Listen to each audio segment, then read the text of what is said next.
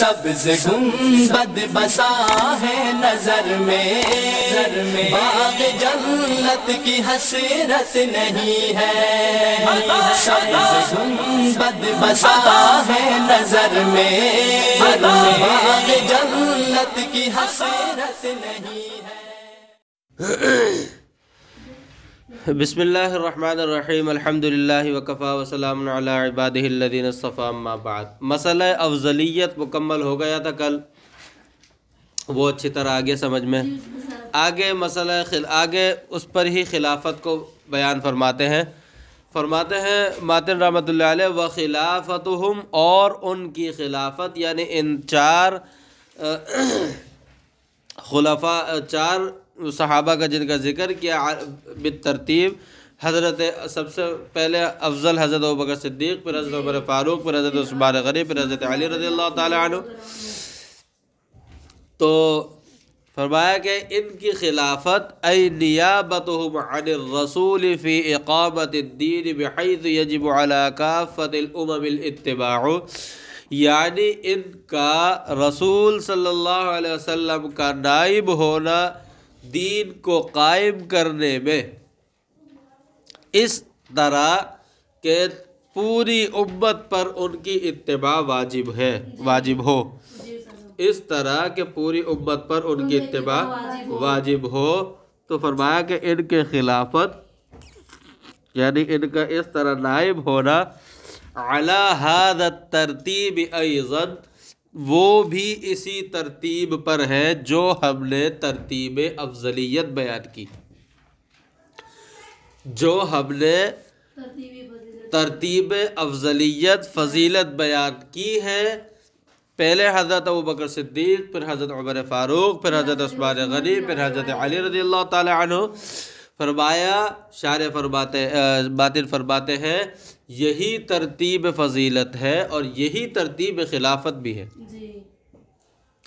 یعنی ان الخلافت بعد رسول اللہ علیہ السلام۔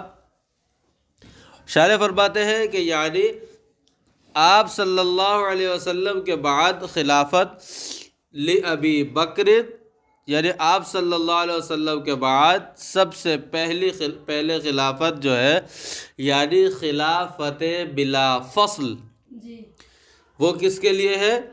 حضرت ابو بکر صدیق رضی اللہ تعالی عنہ کے لیے۔ ثم لعمر، اور پھر آپ صلی اللہ علیہ وسلم کے بعد خلافت بفصل واحد، خلافت بفصل واحد، وہ حضرت عمر رضی اللہ تعالی عنہ کے لیے، یعنی آپ صلی اللہ علیہ وسلم کے بعد بیچ میں ایک فصل کے ساتھ جو خلافت ملی، یعنی جو دوسری خلافت ملی، وہ حضرت عمر رضی اللہ تعالی عنہ کے لیے۔ ثم لعثمان رضی اللہ عنہ، پھر آپ صلی اللہ علیہ وسلم کے بعد خلافت بفصلین جو ملی ہے، یعنی دو فصلوں کے ساتھ آپ صلی اللہ علیہ وسلم کے خلیفہ جو بنے، یعنی تیسرے خلیفہ بنے، خلیفہ ثالث جو بنے، وہ حضرت عثمان غنی رضی اللہ تعالی عنہ بنے۔ ثم لعلی رضی اللہ عنہ، اور پھر چوتھے نمبر پر جو خلیفہ بنے آپ صلی اللہ علیہ وسلم کے، جو بفصول کے بعد آپ صلی اللہ علیہ وسلم کے بعد خلافت بفصول ثلاثہ جو ملی ہے، وہ کس کو ملی ہے؟ یعنی تین واسطوں کے ساتھ خلافت جو ملی ہے، وہ حضرت علی رضی اللہ تعالی عنہ کو ملی ہے، یعنی تین واسطے ہیں بیچ میں، تو چوتھی خلافت حضرت علی۔ آگے بات سمجھ میں؟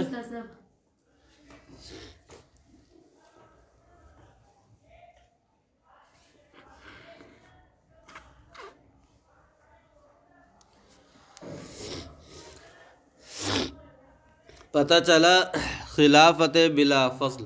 اچھا، اگر بعض لوگوں نے علامہ تفتازانی کے متعلق یہ کہا بھی ہے کہ علامہ تفتازانی سے شیعت کی بو آتی، جیسا کہ ہم نے ابھی افضلیت والے مسئلے کے اندر بھی پڑھا تھا، اور بعض لوگوں نے یہ کہا بھی ہے کہ علامہ تفتازانی شیعہ تھے،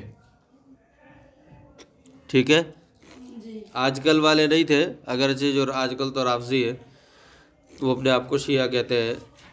تو علامہ طفتازانی سے جو شیعہ کے مراد ہیں وہ ہے جو شیعہ علی کہلایا کرتے تھے، جو حضرت علی سے محبت کرنے والے تھے، یعنی حضرت علی سے محبت کرنے والے تھے۔ اس زمانے میں حضرت علی سے محبت کرنے والے جو کہلاتے تھے، وہ جو ان کے مقابلے میں حضرت علی کے خلاف بغاوت جن لوگوں نے کی تھی، حضرت علی رضی اللہ تعالیٰ کے خلاف بغاوت جن لوگوں نے کی تھی، خارجی جن لوگوں کو کہا جاتا ہے، ان کے خلاف، ان کے مقابلے میں حضرت علی رضی اللہ تعالیٰ سے یہ لوگ محبت زیادہ کرتے تھے، اس وجہ سے شیعہ علی کہلاتے تھے۔ باقی دوسرے صحابہ کرام کے متعلق کوئی زبان درازی نہیں کرتے تھے، اور دوسرے صحابہ کرام کو انہی کے درجے کی فضیلت دیا کرتے تھے جو ان صحابہ کرام کو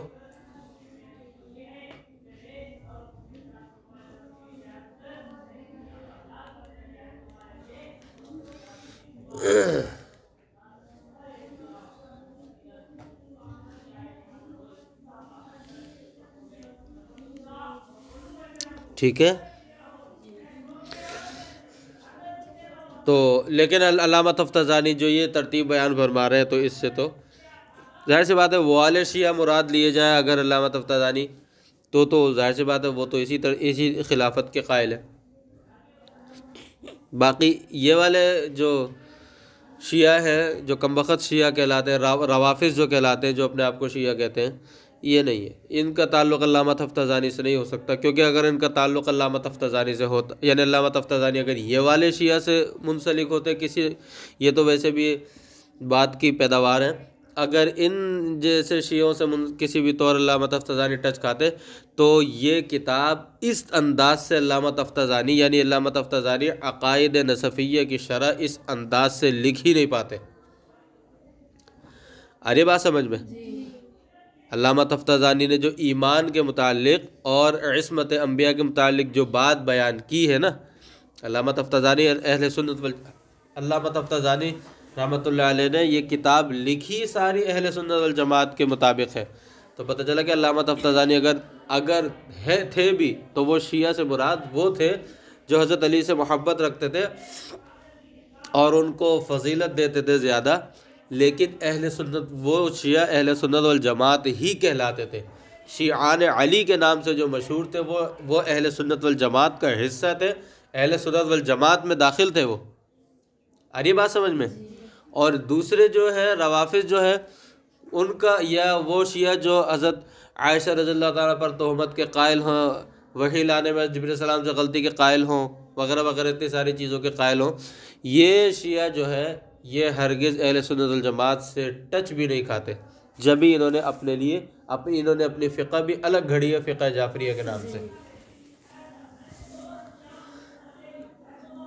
وَذَلِكَ لِأَنَّ الصَّحَابَةَ، یہ ترتیب خلافت کیسے بنی اور یہ ترتیب خلافت کیسے ہے؟ شارح فرماتے ہیں وَذَلِكَ لِأَنَّ الصَّحَابَةَ قَدْ اجْتَمَعُوا يَوْمَ تُوفِّيَ رَسُولُ اللَّهِ صلی اللہ علیہ وسلم فِي سَقِيفَةِ بَنِي سَاعِدَةَ وَاسْتَقَرَّ رَأْيُهُمْ بَعْدَ الْمُشَاوَرَةِ وَالْمُنَازَعَةِ عَلَى خِلَافَةِ أَبِي بَكْرٍ فَأَجْمَعُوا عَلَى ذَلِكَ وَبَايَعَهُ عَلِيٌّ عَلَى رُؤُوسِ الْأَشْهَادِ بَعْدَ تَوَقُّفٍ كَانَ مِنْهُ۔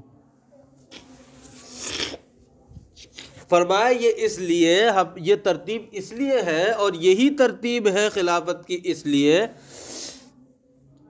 علامہ طفتازانی فرماتے ہیں کہ آپ صلی اللہ علیہ وسلم کی وفات کے بعد سقیفہ بنی ساعدہ کے اندر، بنی ساعدہ کا ایک حجرہ تھا، سقیفہ بنی ساعدہ کے اندر صحابہ کرام جمع ہوئے، کیونکہ حضرت عمر رضی اللہ تعالیٰ عنہ کو پتہ چلا کہ وہاں پر انصار اور مہاجرین جمع ہیں اور وہ خلیفہ بنا رہے ہیں، یعنی خلافت کے بارے میں بات چل رہی ہے، تو وہاں پر یعنی آپس میں ان کے بحث و مباحثہ ہو رہا ہے، تو انہوں نے ان کو کہا، حضرت ابو بکر صدیق رضی اللہ تعالیٰ عنہ کو، تو وہ وہاں پر گئے، تو وہاں پر یہ بات ہو رہی تھی کہ ایک خلیفہ انصار میں سے ہو اور ایک خلیفہ مہاجرین میں سے ہو۔ ایک خلیفہ انصار میں سے ہو اور ایک خلیفہ مہاجرین میں سے ہو. پھر لیکن حضرت ابو بکر صدیق رضی اللہ تعالی عنہ نے فرمایا کہ آپ صلی اللہ علیہ وسلم کی حدیث سنائے کہ آپ صلی اللہ علیہ وسلم نے فرمایا کہ الائمۃ من قریش، الائمۃ من قریش، کہ خلیفہ یعنی امیر جو ہوگا وہ قریش میں سے ہوگا، قریشی ہوگا. آگے بات سمجھ میں؟ جب یہ حدیث سنی انہوں نے تو پھر تو قریش میں، اور پھر سب سے افضل تھے حضرت ابوبکر صدیق. انہوں نے حضرت ابوبکر صدیق سے کہا کہ ہاتھ، حضرت عمر فاروق نے پہلے کہا ہاتھ آگے کریے، اور انہوں نے بیعت کی. اور پھر سارے مہاجرین اور انصار نے ان کے بعد، حضرت عمر رضی اللہ تعالیٰ کے بعد سب نے ان کے ہاتھ پر بیعت کی. اور اس کے بعد پھر تمام صحابہ کرام نے ان کے ہاتھ پر بیعت کر لی. وَاسْتَقَرَّ رَأْيُهُمْ بَعْدَ الْمُشَاوَرَةِ وَالْمُنَازَعَةِ، ان کی رائے، صحابہ کرام کا اس پر اجماع ہو گیا تھا حضرت ابوبکر صدیق کی خلافت پر، اور ان کی رائے مشاورت اور کچھ منازعت کے بعد، جو کہ ابھی میں نے بیان کی ہے، ان کی رائے اس پر ٹھہر گئی تھی. اور رائے سب کی یہی رائے ہوئی کہ حضرت ابوبکر صدیق خلیفہ بنے. فَأَجْمَعُوا عَلَىٰ ذَلِكَ، سب نے اس پر اجماع کیا، سب کا اس پر اجماع ہو گیا. وَبَايَعَهُ، اچھا سب کا اجماع ہو گیا. حضرت وَبَايَعَهُ عَلِيٌّ عَلَىٰ رُؤُوسِ الْأَشْهَادِ بَعْدَ تَوَقُّفٍ كَانَ مِنْهُ، حضرت علی رضی اللہ تعالی عنہ نے بھی کچھ توقف کے بعد جو انہیں کچھ اعتراض یا کچھ انہیں ناراضگی تھی، اس اعتراض اور ناراضگی کی وجہ سے اس کا دفیہ ہو جانے کے بعد تمام لوگوں کے سامنے علی رؤوس الاشہاد، تمام لوگوں کے سامنے مسجد نبوی کے اندر علی الاعلان حضرت ابوبکر صدیق رضی اللہ تعالیٰ عنہ کی خلافت پر بیعت کر لی تھی. حضرت علی رضی اللہ تعالیٰ عنہ کو ناراضگی کیا تھی؟ حضرت علی رضی اللہ تعالیٰ عنہ کو یہ ناراضگی تھی. حضرت ابوبکر صدیق رضی اللہ تعالیٰ عنہ ان کے پاس گئے جب، اور ان سے پوچھا کہ آپ خلافت پر بیعت نہیں کر رہے، کیا بات ہے، کیوں نہیں کر رہے؟ تو انہوں نے کہا کہ مجھے آپ سے ناراضگی اس وجہ سے ہے کہ خلافت کا معاملہ اتنا اہم معاملہ تھا اور آپ نے اس میں مجھے شریک نہیں کیا. حضرت ابوبکر صدیق رضی اللہ تعالیٰ عنہ نے فرمایا کہ ہرگز ایسی بات نہیں ہے، مسئلہ یہ تھا کہ ادھر انصار اور مہاجرین میں منازعہ ہو رہا تھا، انصار اور مہاجرین میں منازعہ ہو رہا تھا، جھگڑا ہو رہا تھا، اور اس لیے وہاں ہمارا جلدی پہنچنا جلدی ضروری تو ہوا. دوسری طرف آپ کو ہم اس لیے تکلیف نہیں دے سکتے تھے کیونکہ آپ جو ہے آپ صلی اللہ علیہ وسلم کی کو غسل دینے میں اور تدفین، غسل وغیرہ کے اندر مشروع، تکفین اور تغسیل میں مشغول تھے، یعنی آپ اس سے اہم کام میں مشغول تھے. ادھر ہم اس کو مؤخر نہیں کر سکتے تھے کہ جھگڑا، یعنی بڑی لڑائی، بڑا جھگڑا کھڑا ہونے کا، بڑا فساد کھڑا ہونے کا اندیشہ تھا، ادھر ہم آپ کو اس اہم کام سے نہیں روک سکتے تھے، اس وجہ سے ہم نے یہ کام کر لیا. باقی ایسی کوئی نہیں ہے، سب کے مشورے سے ہی سے خلافت کے کام ہوں گے. تو جب انہوں نے یہ بات بتائی تو حضرت علی رضی اللہ تعالی عنہ کو جب حقیقت واضح ہو گئی تو حضرت علی رضی اللہ تعالی عنہ نے برسر خلائق جو ہے پوری مسجد میں سب کے سامنے انہوں نے بیعت کی، اور بیعت کر کے یہ بتا دیا کہ مجھے غلط فہمی جو ہوئی تھی اس غلط فہمی کا ازالہ ہو گیا، اور اب میں حضرت ابوبکر صدیق رضی اللہ تعالیٰ عنہ کے ہاتھ پر خلافت کی بیعت کرتا ہوں. میری ناراضگی یہ نہیں تھی کہ آپ خلیفہ کیوں بنے، مجھے خلیفہ بننا چاہیے تھا. میری ناراضگی کی وجہ صرف وہ تھی جو کہ مجھے غلط فہمی ہوئی تھی، اور وہ میری ناراضگی کی وجہ صرف یہ تھی کہ مشورے میں مجھے شامل نہیں کیا، صرف یہ وجہ تھی. اگر وجہ یہ ہوتی کہ آپ کیوں خلیفہ بنے، مجھے کیوں نہیں بنایا، تو حضرت علی رضی اللہ تعالی عنہ ان کے ہاتھ پر بیعت کرتے ہی نہیں. پتہ چلا کہ ناراضگی خلافت پر نہیں تھی، ناراضگی شمولیت مشاورت میں تھی. اس کے بعد حضرت علی رضی اللہ تعالی عنہ نے بیعت کر لی. ٹھیک ہے، ہم حضرت علی رضی اللہ تعالی عنہ کو ہم بھی تو شیر خدا کہتے ہیں نا، ہم بھی تو شیر کہتے ہیں نا حضرت علی رضی اللہ تعالیٰ عنہ، اور شیر کہتے ہیں تو شیر مانتے بھی ہیں. کہ شیر جو ہے چھپ کر کوئی کام نہیں کرتا، شیر جو کرتا ہے نا برسر خلائق کرتا ہے، دبتا نہیں ہے شیر کسی سے۔ آ رہی ہے بات سمجھ میں؟ یہ کیسے محبین ہیں، یہ کیسے محبت کرنے والے ہیں، محبت کے جھوٹے دعوے کرنے والے لوگ ہیں، صرف منہ سے بکواس کرنے والے لوگ ہیں۔ حضرت ادھر تو ان کو کہتے ہیں کہ شیر خدا، اور ادھر کہتے ہیں کہ انہوں نے دب کر خلافت پر بیعت کر لی تھی۔ کبھی دیکھا ہے کسی شیر کو کہ جو جنگل کے اندر لومڑیوں سے دب رہا ہو؟ تو فضول باتیں کرنے کی کیا ضرورت ہے؟ سیدھی سیدھی بات علامہ تفتازانی نے جو بتائی ہے اور جو پوری دنیا کے سامنے ہے، سیدھی بات ہے، ان بھنگیوں کی بات سے کوئی فرق نہیں پڑتا۔ جو حضرت علی رضی اللہ تعالیٰ عنہ سے محبت کا تو دعویٰ کرتے ہیں، مگر حضرت علی رضی اللہ تعالیٰ عنہ کو ان کی اپنی صفات بھی ان کو نہیں رہنے دیتے، ان کو ان کی صفات سے بھی ہٹا دیتے۔ حضرت علی رضی اللہ تعالیٰ عنہ بشر ہے، یہ ان کو بشریت سے گرا دیتے، یعنی ان کو خالق کہتے ہیں۔ ظاہر سی بات ہے کوئی عقل انہیں خالق یا مولا ماننے کو تیار ہی نہیں ہوگا، تو جب کوئی عقل مند کوئی عاقل ماننے کو تیار نہیں ہوگا، نتیجتاً انہوں نے ان کو ان کے اپنی صفت اور بشریت سے بھی گرا دیا، ان کی صفت بہادری سے بھی ان کو گرا دیا۔ بہت ساری بات، بہت لمبی بات ہے یہ۔ وَلَوْ لَمْ تَكُنِ الْخِلَافَةُ حَقًّا لَهُ لَمَا اتَّفَقَ عَلَيْهِ الصَّحَابَةُ، فرماتے ہیں علامہ تفتازانی کہ اگر حضرت صدیق اکبر کی خلافت حق نہ ہوتی تو کبھی تمام صحابہ متفق نہ ہوتے، کبھی تمام صحابہ متفق نہ ہوتے۔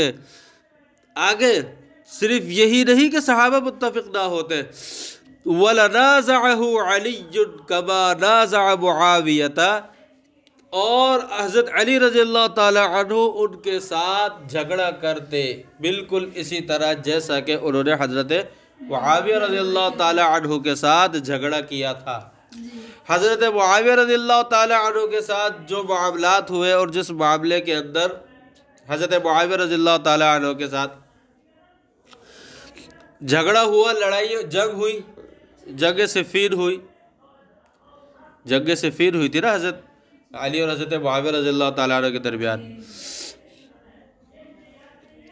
اس وقت خلافت کے حقدار حضرت علی تھے، وہی تھے۔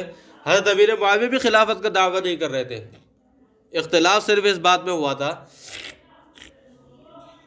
حضرت امیر معاویہ رضی اللہ تعالیٰ فرما رہے تھے کہ حضرت عثمان رضی اللہ تعالیٰ کے قاتلین کو گرفتار پہلے کیا جائے۔ حضرت علی رضی اللہ تعالیٰ کا فرمانا یہ تھا کہ پہلے میں خلافت مستحکم ہو جائے، اس کے بعد پھر ان کو میں پکڑوں گا، ان کو تھوڑی چھوڑوں گا، یہ تو اسلامی حکومت کی ذمہ داری ہے۔ بس صرف اس کے اندر یہ بات تھی، اس میں اختلاف ہوا تھا، اور پھیلانے والے یہ سبائی تھے، یہودی جو تھے عبداللہ ابن سبا اور اس کا ٹولہ تھا، یہ فتنہ پھیلانے والے تھے۔ ادھر بات بننے لگتی، ادھر یہ لوگ تیر چلا دیتے کسی بھی جانب سے، ادھر بھی گھسے ہوئے تھے ادھر بھی گھسے ہوئے تھے، تیر چلا دیتے، وہ سمجھتے کہ انہوں نے غداری کی، وہ سمجھتے انہوں نے غداری کی، اس طرح جنگ ہوتی۔ بات آ رہی سمجھ میں؟ اور یہ اس بات پر دلیل کیا ہے کہ یہاں پر فساد پھیلانے والے اور لوگ تھے، اور بات غلط فہمی تک ہی محدود تھی، اور کوئی بات نہیں تھی۔ حضرت حسن رضی اللہ تعالیٰ عنہ کی حضرت امیر معاویہ رضی اللہ تعالیٰ عنہ کے ہاتھ پر بیعت کر لینا، بعد میں حضرت علی رضی اللہ تعالیٰ کے انتقال کے بعد میں 6 مہینے کے بعد، اور 10 سال تک ان کے زندہ رہے، تو 10 سال تک اس بیعت پر برقرار رہنا، یہ اس بات پر دلیل ہے۔ آرے بات سمجھ میں؟ تو مطلب کہنے کا یہ ہے کہ اگر حضرت ابوبکر صدیق رضی اللہ تعالیٰ خلافت حق نہ ہوتی تو حضرت علی رضی اللہ تعالیٰ، ایک تو صحابہ کرام بھی کبھی متفق نہ ہوتے، دوسری بات یہ ہے کہ حضرت علی رضی اللہ تعالیٰ عنہ ان سے مقابلہ کرتے، لیکن ایسا نہیں کیا۔ وَلَا احْتَجَّ عَلَيْهِمْ، اور ان پر دلائل قائم کرتے۔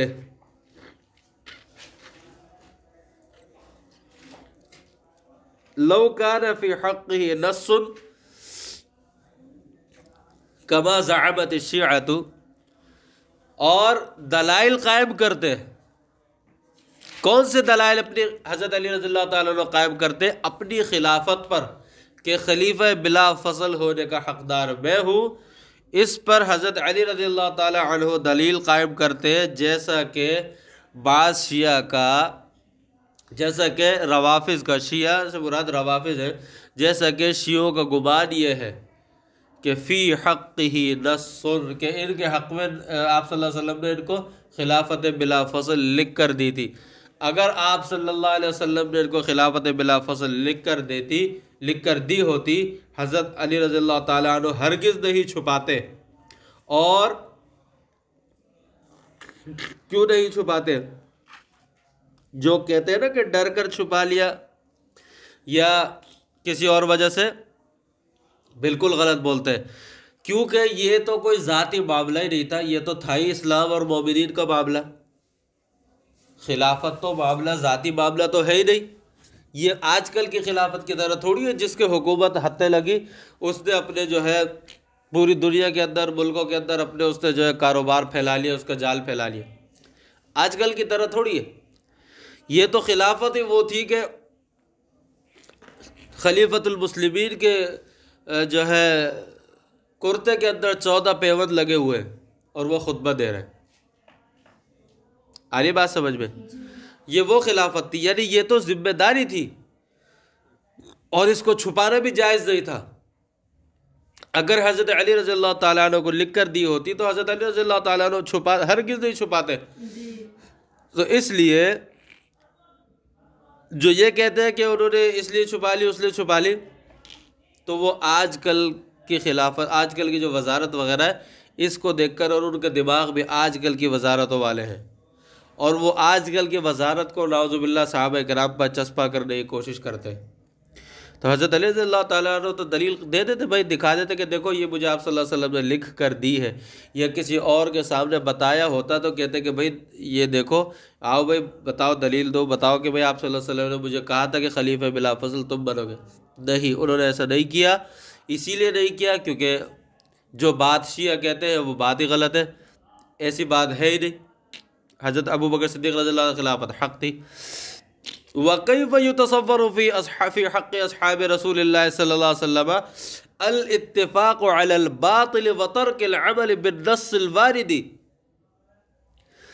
فرماتے کہ اور یہ کیسے تصور کیا جا سکتا ہے صحابہ کرام کے بارے میں کہ وہ ایک باطل پر سارے کے سارے متفق ہو جائے اور نص وارد ہوئی ہو جس چیز کے بارے میں اس نص کو چھوڑ دیں. ایسا کیسے ہو سکتا ہے؟ سوال ہی پیدا نہیں ہوتا. علامہ تفتازانی فرماتے ہیں کہ یہ بات بالکل غلط ہے. یہ سوچا ہی نہیں جا سکتا کہ آپ صلی اللہ علیہ وسلم کے صحابہ کرام ایک باطل پر اور غلط بات پر متفق ہو جائیں گے اور نص کو چھوڑ دیں گے. نہیں، آپ صلی اللہ علیہ وسلم نے فرما دیا تھا لا تجتمع امتی علی الضلالہ، میری امت گمراہی پر جمع نہیں ہو سکتی. ایسا نہیں ہوگا کہ میری امت کے ساری امت میری ایک کسی گمراہی پر جمع ہو جائے، بلکہ ساری کیا، ایسا بھی نہیں ہو سکتا کہ امت کی بہت بڑی تعداد، یعنی امت محمدیہ کی بہت بڑی تعداد گمراہی پر جمع ہو جائے، ایسا بھی نہیں ہو سکتا. اسی لیے آپ دیکھ لیں کہ امت محمدیہ کے اندر سب سے بڑی تعداد اہل سنت والجماعت کی ہے. سب سے بڑی تعداد کس کی ہے؟ اہل سنت والجماعت کی ہے. اس کے علاوہ جو بھی ہے وہ چند ہے، تھوڑے تھوڑے ہیں، چند ہے تھوڑے تھوڑے. اہل سنت والجماعت سے جو خارج ہے وہ تھوڑے تھوڑے ہیں لیکن زیادہ نہیں ہے. اور مسلمان بہرحال فرماتے کہ اب اس سے پتہ چل گیا کہ خلافت بلا فصل کس کے، حضرت ابوبکر صدیق کے لیے تھی، اور ترتیب خلافت یہی ہے جو ترتیب فضیلت بیان کی ہے. ابھی بھی بعض کبھی گزر ہوتا ہے اتفاقاً، قبرستان سے جب گزر ہوتا ہے یا کبھی قبرستان میں جانا ہوتا ہے تو اتفاقاً کسی ایسے کی قبر پر نظر پڑ جاتی ہے تو اس میں اس نے بہت لمبی لمبی اس کے کتبے کے اوپر جو اس کے نام کی تختی لگی ہوتی ہے اس میں بہت لمبی لمبی عبارت لکھی ہوتی ہے، لا الہ الا اللہ، محمد رسول اللہ، علی الولی اللہ، خلیفہ بلا فصل، اور پتہ نہیں کیا کیا کیا کیا اس کے اندر عبارتیں لکھی ہوئی ہوتی ہیں. آ رہی سمجھ میں؟ زندگی میں تو اس کو چین نہیں تھا، مرنے کے بعد بھی چین نہیں ہے اس کو. زندگی میں تو اس کو چین نہیں تھا اور مرنے کے بعد بھی اس کو چین نہیں ہے. اگرچہ اس نے خود تو نہیں لکھی، ہو سکتا ہے خود یہ بھی ہو سکتا ہے خود لکھوا لی ہو، لیکن بہرحال خود نہیں لکھتے، لیکن بہرحال بظاہر یہی جب اس نے اپنی اولاد کی تربیت کی ہے تو یہی سمجھ میں آتا ہے کہ مرنے کے بعد بھی چین نہیں ہے، اور چین کیسے ہوگا؟ جو گمراہی پر کفر پر مر رہا ہے تو کیسے چین ہوگا؟ ثم ان ابا بکر لما یئس من حیاتہ دعا عثمان و املا علیہ، وہاں کہ پھر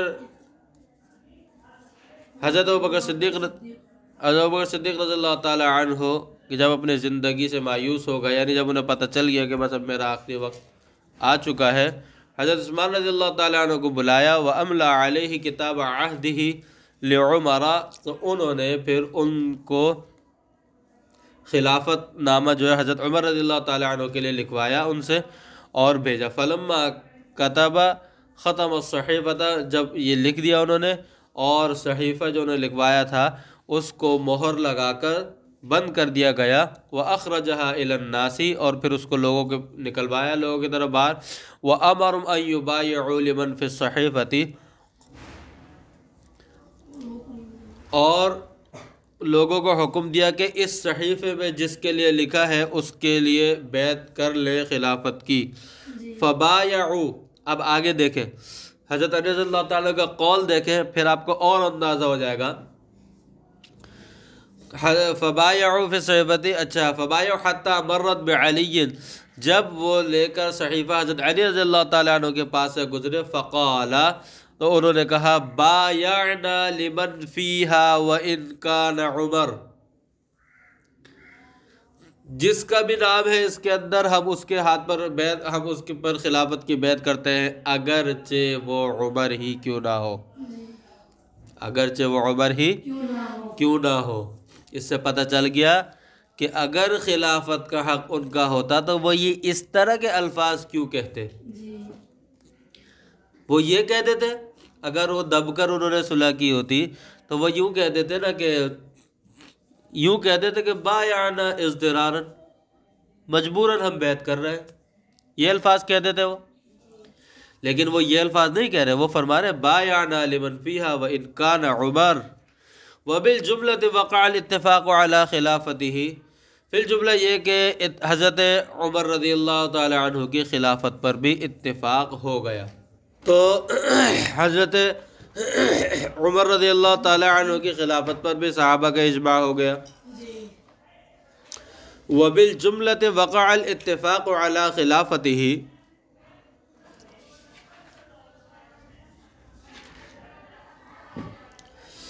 خلاصہ یہ کہ حضرت عمر رضی اللہ تعالیٰ عنہ کی خلافت پر بھی اتفاق ہو گیا، اجماع ہو گیا صحابہ کرام کا۔ ثم استشہد عمر، اور پھر حضرت عمر رضی اللہ تعالیٰ عنہ جب شہید کیے گئے، ان کو جب خنجر مارا گیا، جب وہ نماز ذی الحجہ کی تقریباً 27-28 تاریخ تھی، 26-27 تاریخ تھی، بہرحال نماز فجر کے لیے تشریف لائے اور انہوں نے شروع کر کے نماز فجر شروع کی اور سورہ بقرہ شروع کی تھی کہ ان پر وار ہوا، تو اور وار بھی سخت قسم کے کیے تھے، تو انہوں نے یہ کہا کسی کو، یعنی آگے کر کے انہوں نے کہا قتلنی او اکلنی الکلب، کہ یا تو مجھے کسی نے قتل کیا ہے، مطلب یہ کہ کوئی خنجر وغیرہ مارا ہے، یا پھر کتے نے مجھے کاٹا ہے۔ اندھیرا تھا، پتہ نہیں چل سکا، لیکن تو پھر وہ جو تھا جس نے خنجر مارا تھا ابو لولو فیروز مجوسی، وہ بھاگا اور اپنے آپ کو بچانے کے لیے بہت سارے جو آئے تھے ان کو خنجر مارتا ہوا، کئی لوگوں کو مارتا ہوا بھاگا۔ تو ایک صحابی کی بڑی سی ٹوپی تھی، وہ انہوں نے اس کے اوپر ڈال دی، اس کا منہ یعنی آنکھیں چھپ گئی اس کی، تو پھر اس کو اس طرح پکڑ لیا۔ پھر حضرت عمر رضی اللہ تعالیٰ عنہ کو بتایا گیا، تو انہوں نے بتایا کہ انہوں نے کہا کس نے کیا تھا، تو انہوں نے بتایا کہ غلام المغیرہ، حضرت مغیرہ بن شعبہ کے غلام نے یہ حرکت کی ہے، وہ مجوسی تھا، وہ ایک لمبا واقعہ ہے۔ بہرحال اس کے بعد حضرت عمر رضی اللہ تعالیٰ کو گھر لایا گیا، ان کی حالت کچھ دن تک ایسی رہی اور یکم محرم الحرام کو حضرت عمر رضی اللہ تعالی عنہ کی شہادت ہوئی۔ تو اسلامی مہینے کا، اسلامی سال کا جو پہلا مہینہ ہے اسلامی مہینوں میں، یکم محرم الحرام 10 کو پھر حضرت حسین رضی اللہ تعالی عنہ کی شہادت ہوئی۔ تو ابتدا بھی قربانیوں سے اور پھر سال کے آخر میں بھی قربانی ہوتی ہے، ذی الحجہ میں نہیں ہوتی، ذی الحجہ میں قربانی ہم لوگ کرتے ہیں۔ تو ہمارے سال کی ابتدا بھی قربانیوں سے اور انتہا بھی قربانیوں سے، اور ہمارا جو خاندان ہے، سمجھے ہمارا پورا خاندان ہی جو ہے شہداء کا خاندان ہے۔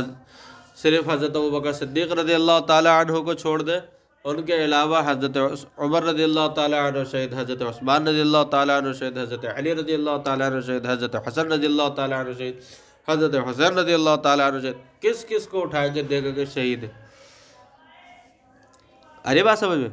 تو ہمارا تو پورا خاندان ہی شہیدوں کا خاندان ہے، اور پھر آتے چلے جائیں، یہاں تک آتے چلے جائیں۔ ابھی قریب میں کن کن کو شہید کیا گیا؟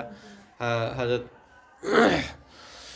ڈاکٹر عادل خان صاحب رحمۃ اللہ علیہ کو شہید کیا گیا، ان سے پہلے، اور مطلب کہنے کا یہ ہے کہ ہمارا تو پورا خاندان کیا ہے۔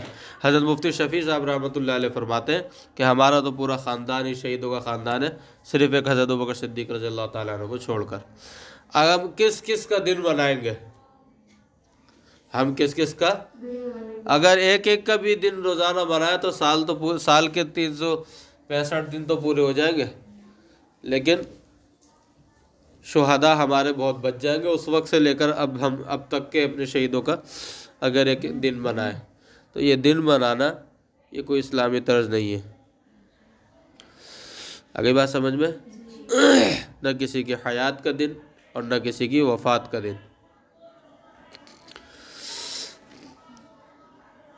وَتَرَكَ الْخِلَافَةَ شُورَى بَيْنَ سِتَّةَ، اور حضرت عمر رضی اللہ تعالی عنہ نے خلافت کو 6 لوگوں کی شورا کے درمیان چھوڑ دیا، عثمان و علی و عبد الرحمن بن عوف و طلحة و زبیر و سعد بن ابی وقاص، ثم فوض الامر خمسۃهم الى عبد الرحمن بن عوف، یعنی انہوں نے حضرت عثمان، حضرت علی، حضرت بن عوف، حضرت طلحہ، حضرت زبیر، حضرت سعد بن ابی وقاص، ان کی مشاورت کے درمیان چھوڑ دیا کہ ان میں سے ہی کوئی خلیفہ بنایا جائے، اور انہوں نے فرمایا تھا حضرت عمر رضی اللہ تعالیٰ عنہ نے کہ عبداللہ ابن عمر مشورے میں شریک ہوگا مگر خلافت اس کو نہیں دی جائے گی۔ مشورے میں شریک تو ہوں گے لیکن خلافت ان کو نہیں دی جائے گی۔ دیکھا ہوگا کہیں ایسا باپ، ہر باپ یہ سوچتا ہے اگر وہ وزیر اعظم ہے تو سوچتا ہے کہ میرا بیٹا بن جائے، اگر کسی پارٹی کا سردار ہے تو وہ سوچتا ہے کہ میرا بیٹا، لیکن حضرت عمر کیا فرما رہے ہیں کہ لیکن یہ خلافت میں ان کا کوئی حق نہیں ہوگا۔ پھر ان 5 نے مشورہ کیا اور حضرت عبد الرحمن بن عوف کو امیر بنا لیا، یوں سمجھے امیر بنا لیا اور ان کے حوالے کر دیا۔ ثم فوض الامر خمسۃهم، پھر معاملہ 5 لوگوں نے الی عبد الرحمن بن عوف ان کے حوالے کر دیا، ورضوا بحکمی، اور ان کے حکم سے راضی ہو گئے، یعنی جو وہ فیصلہ کریں گے اس پہ سب راضی ہے۔ فاختار عثمان وبایعہ بمحضر من الصحابۃ، تو انہوں نے پھر خلافت کے لیے حضرت عثمان رضی اللہ تعالیٰ عنہ کو چنا اور صحابہ کرام کی موجودگی میں ان سے بیعت کی۔ فبایعوہ وانقادوا،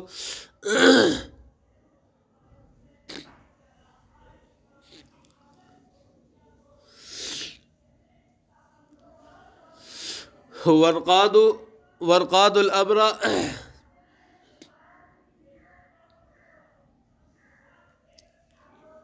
اوامرہ وصلوا معہ الجمعہ والاعیاد، کہ انہوں نے ان سے بیعت کی اور ان کے حکم کے سامنے سر جھکا دیا۔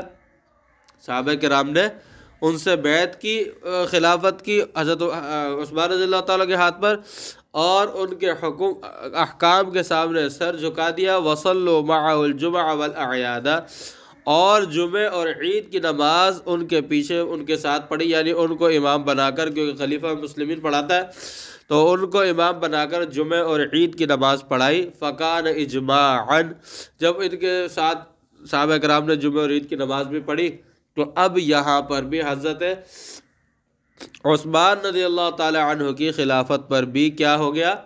اجماع ہو گیا۔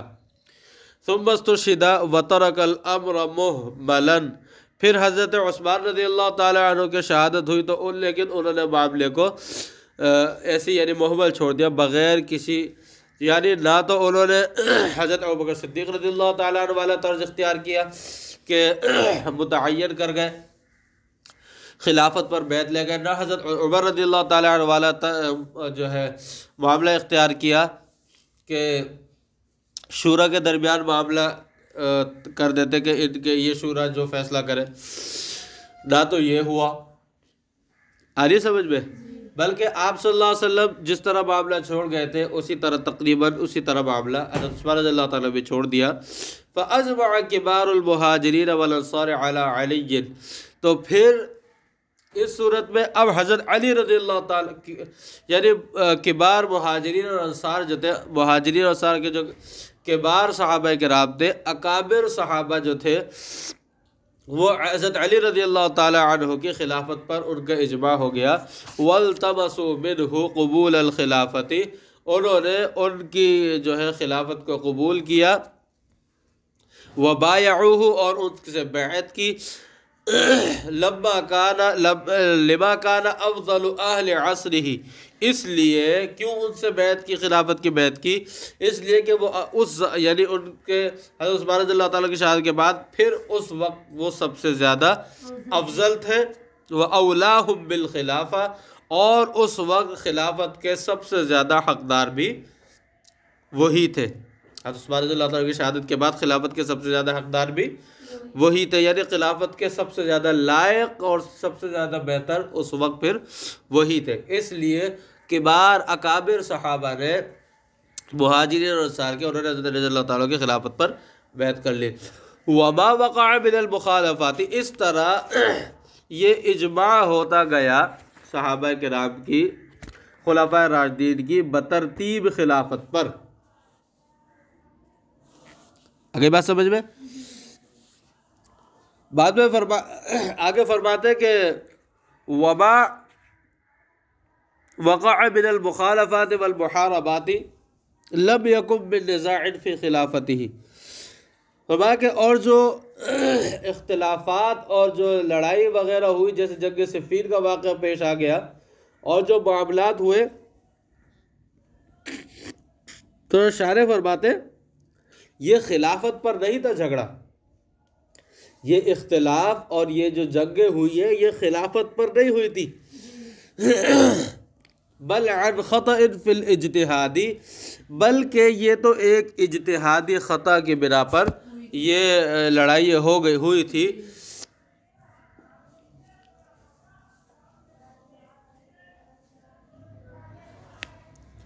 اور وہ اجتہادی خطا کیا تھی؟ حضرت امیر معاویہ رضی اللہ تعالیٰ عنہ ان کا کہنا یہ تھا کہ حضرت عثمان رضی اللہ تعالیٰ عنہ کے قاتلوں کو گرفتار کیا جائے اور اس سے قصاص لیا جائے۔ حضرت علی رضی اللہ تعالیٰ فرماتے تھے کہ میری خلافت پر آپ بیعت کریں، خلافت میرے ہو جائے، مستحکم ہو جائے، اور تو پھر ضرور میں یہ کروں گا۔ انہوں نے کہا کہ نہیں، پہلے ان سے جو ہے قصاص لیا جائے، بس یہ اجتہادی خطا تھی، اجتہادی خطا تھی، یہ سمجھ میں آ رہی نا؟ یعنی خطا یہ ہو رہی تھی کہ پہلے خلافت مستحکم ہو، پھر خلیفۃ المسلمین ہر کام کر سکتا ہے، وہ کہہ رہے تھے کہ نہیں یہ بھاگ نہ جائے، نکل نہ جائے، اس لیے بہرحال یہ اجتہادی خطا ہوئی تھی اور اس کی وجہ سے کچھ جنگیں وغیرہ ہو گئی تھی۔ فرماتے ہیں وما وقع من الاختلاف بین الشیعۃ و اہل السنۃ فی هذه المسألۃ، اور جو اختلافات شیعہ سے مراد وہ شیعہ ہے جو روافض ہے یا اثنا عشریہ ہے، وَأَهْلِ السُّنَّةِ فِي هَذِهِ الْمَسْأَلَةِ، اور اہل سنت کے درمیان جو اختلاف ہے اس مسئلے کے اندر، وَإِدِّعَاءِ كُلٍّ مِّنَ الْفَرِيقَيْنِ النَّصُّ، اور دونوں فریقوں میں سے ہر ایک نص کا دعویٰ کرتا ہے، فی باب الامامتی، امامت کے باب میں، وَإِيرَادِ الْأَسْئِلَةِ وَالْأَجْوِبَةِ مِنَ الْجَانِبَيْنِ، اور ان کے جو سوال اور جوابات ایک دوسرے کی طرف سے آتے ہیں وہ فَمَذْكُورٌ فِي الْمُطَوَّلَاتِ، لہذا یہ مطولات یعنی علم کلام کی بڑی بڑی کتابوں میں یہ ذکر کیے گئے ہیں، وہاں پر جا کر دیکھ لیجئے۔ آ رہی بات سمجھ میں؟ تو روافض اور اثنا عشری شیعہ جو ہے ان کا کہنا یہ ہے کہ خلافت علی دا پہلا نمبر، خلافت میں علی کا پہلا نمبر ہے، حضرت علی رضی اللہ تعالیٰ عنہ خلیفہ بلا فصل ہے۔ یہاں پر ہم نے پڑھ لیا اور ہم نے دیکھ لیا حضرت صدیق اکبر کی خلافت پر بھی اجماع، حضرت عمر فاروق کی خلافت پر بھی اجماع، حضرت عثمان رضی اللہ تعالیٰ عنہ کی خلافت پر بھی اجماع، اور پھر اس کے بعد حضرت علی رضی اللہ تعالیٰ عنہ کی خلافت پر بھی اکابر صحابہ کا اجماع ہو گیا تھا۔ تو اس اجماع کے خلاف، اس اجماع کو چھوڑ کر، رد کر کے، تردید کر کے، نہ مان کر، بھئی دلائل کون کون سے ہیں؟ دلائل کا سب سے پہلا درجہ کتاب اللہ، ادلہ اربعہ جو پڑھے آپ نے، سب سے پہلا درجہ کون سا ہے ادلہ اربعہ میں دلائل کا؟ دوسرے نمبر پر سنت رسول اللہ، یعنی کتاب اللہ اگر اس میں نہ ہو یا نہ تو سنت رسول اللہ کی طرف جائیں گے، اور اگر اس میں نہ ہو تو پھر تیسرا درجہ آتا ہے اجماع امت، اور اس کے بعد چوتھے درجے پر آتا ہے قیاس۔ یہاں پر کتاب اللہ سے کوئی حکم معلوم نہیں ہو رہا تھا، سنت رسول اللہ سے بھی کوئی حکم معلوم نہیں ہو رہا تھا۔ اجماع تیسرے درجے کا جو تیسرے درجے کی جو دلیل ہے، اس اجماع سے، اس تیسرے درجے کی دلیل سے پہلے خلافت بلا فصل حضرت ابوبکر صدیق رضی اللہ تعالیٰ عنہ کے لیے، خلافت بفصل واحد حضرت عمر رضی اللہ تعالیٰ عنہ کے لیے، خلافت بفصلین حضرت عثمان رضی اللہ تعالیٰ عنہ کے لیے، اور خلافت بفصول ثلاثہ حضرت علی رضی اللہ تعالیٰ عنہ کے لیے، یہ اجماع سے یعنی تیسرے درجے کی دلیل سے، دلیل کا جو تیسرا درجہ ہے اس سے ثابت ہے۔ اب اگر کوئی اس دلیل کو نہ مانے، دلیل کے تیسرے درجے کو نہ مانے، اور پھر وہ قیاس کرنے کی کوشش کرے، مثال کے طور پہ وہ یہ کہے کہ حضرت علی رضی اللہ تعالیٰ عنہ آپ صلی اللہ علیہ وسلم کے داماد تھے، ان کا حق زیادہ تھا۔ اگر یہی دیکھا جائے تو حضرت عمر، حضرت ابوبکر صدیق، حضرت عمر رضی اللہ تعالیٰ عنہ آپ صلی اللہ علیہ وسلم کے سسر تھے۔ داماد سے درجہ محبت کا ہوتا ہے، مگر سسر سے درجہ کس کا ہوتا ہے؟ عظمت کا ہوتا ہے۔ اس اعتبار سے اگر قیاس کی طرف جائے تو پھر بھی ان دونوں کا حق بنتا تھا۔ پھر اس میں بھی پہلے سسر حضرت ابوبکر صدیق تھے، اس اعتبار سے، اور پھر آپ صلی اللہ علیہ وسلم نے اور بھی بہت ساری ان سے محبت کا اظہار فرمایا، تو اگر قیاس کو ہی دیکھا جائے صرف، اور پھر حضرت عثمان رضی اللہ تعالی عنہ بھی داماد تھے، حضرت علی کی حضرت فاطمہ سے شادی تو بعد میں، حضرت عثمان کی پہلے ہوئی آپ صلی اللہ علیہ وسلم کی اور بیٹیوں سے۔ یہ بات سمجھ میں؟ اور ایک سے نہیں، دو سے ہوئی، اس اعتبار سے تو حضرت عثمان، اس اعتبار سے بھی حضرت عثمان رضی اللہ تعالیٰ عنہ کا زیادہ ہوتا ہے۔ ہاں، دوسرا یہ کہ حضرت علی رضی اللہ تعالیٰ عنہ آپ صلی اللہ علیہ وسلم کے رشتہ دار بھی تھے، تو تھوڑی سی آگے جا کر تو ان تینوں سے بھی رشتہ داری مل جاتی ہے، لیکن چلے حضرت علی رضی اللہ تعالیٰ کے آپ صلی اللہ علیہ وسلم کے رشتہ دار تھے، لیکن خلافت، شریعت کا جو حق ہے، شریعت کے جو معاملات ہیں، خلافت کا حق، یہ تمہارے دنیاوی معاملات کے اندر تو یہ موروثیت و وراثت چلتی ہے، لیکن شریعت کے نظر میں بالکل یہ وراثت اور موروثیت کے حساب سے نہیں چلتی۔ اس اعتبار سے بھی، یعنی یہاں پر جب تیسرے درجے کی دلیل اجماع موجود ہے تو پھر قیاس کو یہاں پر لانا بے وقوفی اور جہالت ہے، یعنی اجماع کو چھوڑ کر، اجماع کو ٹھکرا کر قیاس کو لانا بے وقوفی اور جہالت ہے، تعصب پرستی ہے، تعنت ہے، عناد ہے۔ آگے بات سمجھ میں؟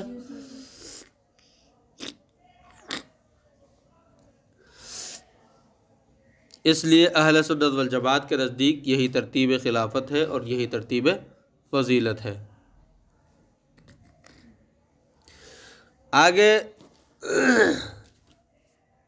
باطن فرماتے ہیں کہ پھر خلافت حدیث کس سے پتہ چلتا ہے کہ 30 سال تک رہے گی، اس کے بعد بادشاہت وغیرہ ہوگی۔ آگے خلافت کے بارے میں فرماتے ہیں ماتن رحمۃ اللہ علیہ کہ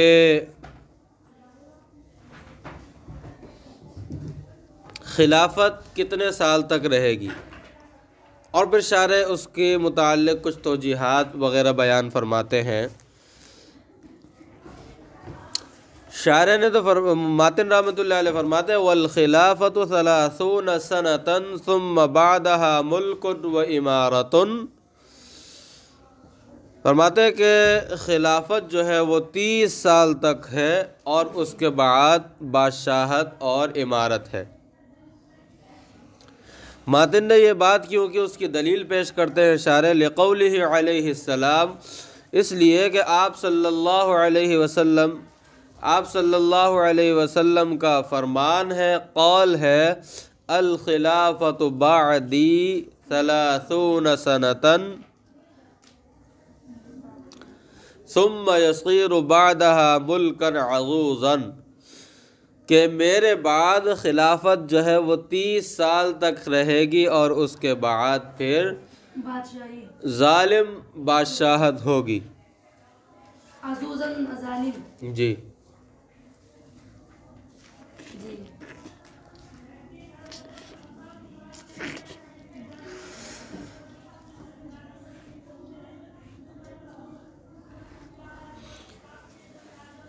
عزوزن معنی ویسے تو ہوتا ہے کاٹنے والی، جو ایک دوسرے کو کاٹے، مگر اس سے مراد کیا ہے؟ ظالم، مراد اس سے ظالم۔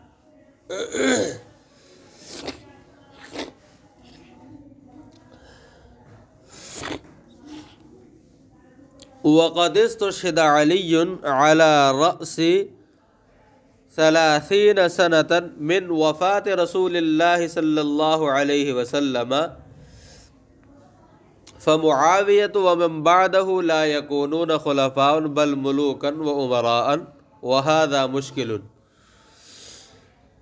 اچھا،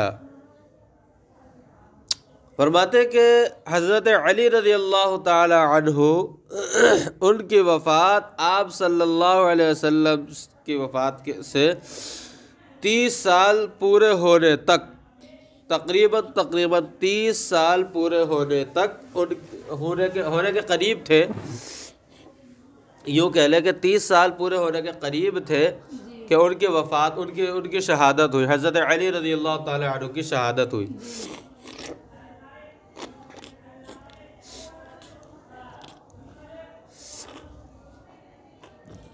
اور کہتے ہیں کہ پھر حضرت معاویہ رضی اللہ تعالی عنہ، یعنی باطن کے قول، اور پھر اس حدیث سے یہ پتہ چلتا ہے کہ حضرت معاویہ رضی اللہ تعالی عنہ اور ان کے بعد جتنی بھی خلافتیں آئی ہیں وہ خلفاء نہیں تھے، بلکہ وہ بادشاہت اور امیر وغیرہ تھے، بادشاہت اور امیر وغیرہ تھے۔ تو اس سے پتہ چلتا ہے کہ حضرت علی رضی اللہ تعالی عنہ کے انتقال پر، اچھا روایات سے ہمیں پتہ چلتا ہے کہ حضرت علی رضی اللہ تعالی عنہ کی خلافت ابھی 30 سال 6 مہینے، تقریباً 30 سال پورے ہونے میں 6 مہینے باقی تھے، ان کی شہادت ہو گئی تھی۔ اس کے بعد حضرت حسن رضی اللہ تعالی عنہ خلیفہ بنے تھے اور 6 مہینے خلافت انہوں نے کی، اور اس کے بعد حضرت امیر معاویہ رضی اللہ تعالی عنہ کے ہاتھ پر بیعت کر لی انہوں نے۔ تو یعنی 30 سال اس طرح پورے ہوئے۔ آ رہی بات سمجھ میں؟ لیکن فرماتے ہیں کہ یہاں پر ایک اشکال ہے، وہذا مشکل، یہاں پر ایک اشکال ہے، وہ اشکال یہ ہوتا ہے کہ ہم تو سنتے خلفائے بنو عباسیہ یا خلافت امیہ، خلافت بنو امیہ، خلافت بنو عباسیہ، سنا ہے نا یہ آپ نے؟ اسی طرح سلطنت عثمانیہ کہتے ہیں اس کو، خلافت عثمانیہ بھی کہتے ہیں۔ تو مجتہدین تو بنو عباسیہ ہے، بنو مروان کی خلافت ہے، ان کی خلافت پر مجتہدین تو یعنی ان کا اتفاق ہے، وہ اس کو بھی خلافت کہتے ہیں۔ تو پھر اس کا کیا مطلب ہوا؟ حدیث میں اور باطن نے جو بات کہی وہ، اور یہاں پر مجتہدین عام لوگ مراد نہیں ہے۔ مجتہدین آپ کو پتہ ہے مجتہدین تو کون ہوتے ہیں؟ بڑے، اور وہ بھی پائے کے علماء جو ائمہ بنے ہوتے ہیں، ائمہ کہلاتے ہیں، اور اس درجے کے علماء مجتہدین علماء ان لوگوں نے وہ متفق ہیں، وہ کہتے ہیں کہ بنو عباسیہ کی بھی خلافت تھی، بنو مروان کی بھی خلافت تھی۔ بنو مروان کے بعض حکمران ایسے تھے کہ انہوں نے خلافت قائم کی تھی، جیسا کہ آگے حضرت عمر بن عبدالعزیز کی مثال دی ہے۔ تو پھر اس کا کیا مطلب ہوگا؟ اعتراض آیا، اشکال آیا سمجھ میں؟ یعنی اگر خلافت 30 سال تک تھی تو پھر یہ مجتہدین بھی، یعنی خود مجتہدین ان کو بنو عباس کی اور بعض بنو مروان کی خلافت کو خلافت کہتے ہیں، تو اس سے کیا مراد ہوگی؟ ایک طرف حدیث کی بات آ رہی ہے تو دوسری طرف تو اس کے بارے میں فرماتے ہیں، اچھا فرماتے ہیں کہ لِأَنَّ أَهْلُ الْحِلِّ وَالْعَقْدِ مِنَ الْأُمَّةِ قَدْ كَانُوا مُتَّفِقِينَ عَلَى خِلَافَةِ الْخُلَفَاءِ الْعَبَّاسِيِّةِ وَبَعْضِ الْمَرْوَانِيِّةِ كَعُمَرَ بْنِ عَبْدِ الْعَزِيزِ مثلاً۔ فرماتے ہیں کہ اہل حل و عقد یعنی مجتہدین جو ہے امت کے، وہ بنو عباس کی خلافت پر اور بعض بنو مروان جیسا کہ حضرت عمر بن عبدالعزیز رحمۃ اللہ علیہ ان کی خلافت پر متفق ہے، یعنی ان کی حکومت کو بھی وہ خلافت سے تعبیر کرتے ہیں۔ تو اب اس کا پھر کیا مطلب ہوگا؟ الخلافت بعدی 30 سنۃ۔ تو آگے توجیحات بیان فرماتے ہیں، فرماتے ہیں وَلَعَلَّ الْمُرَادُ أَنَّ الْخِلَافَةَ الْكَامِلَةَ الَّتِي لَا يَشُوبُهَا شَيْءٌ مِّنَ الْمُخَالَفَةِ وَمَيْلٌ عَنِ الْمُتَابَعَةِ تَكُونُ 30 سَنَةً وَبَعْدَهَا قَدْ تَكُونُ وَقَدْ لَا تَكُونُ۔